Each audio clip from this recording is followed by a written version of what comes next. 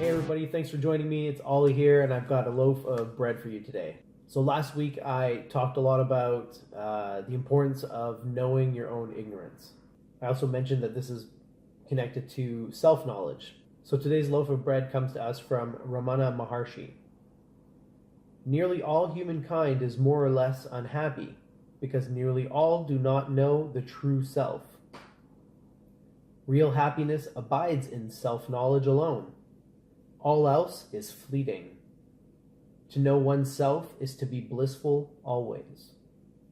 So here Maharshi introduces some pretty big incentives for pursuing self-knowledge. He says, all else is fleeting, to know oneself is to be blissful always. So if he's telling the truth, then it's probably a pretty important thing for us to seek out. We don't get a whole lot more from this quote, but we get a few things. Obviously, ignorance of self is the root cause of unhappiness. And there's one word in particular, or one phrase in particular, that's a little bit mysterious. He says, nearly all do not know the true self.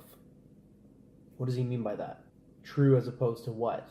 So he doesn't really clarify in this little bite-sized piece, but it gives you a hint of things to come, or maybe certain things that you might find in there. In any case, I think it's pretty self-evident that knowing yourself is a good thing to do. I don't think you'll find anybody out there who will say, it's better to be ignorant of yourself, to not know yourself truly, to have a distorted image of yourself. No one's going to say that, but a lot of people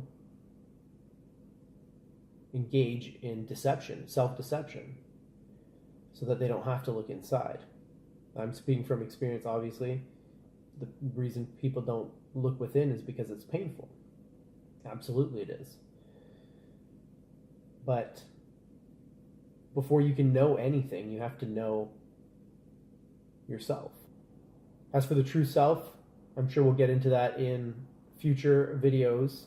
Until then, live well, my friends.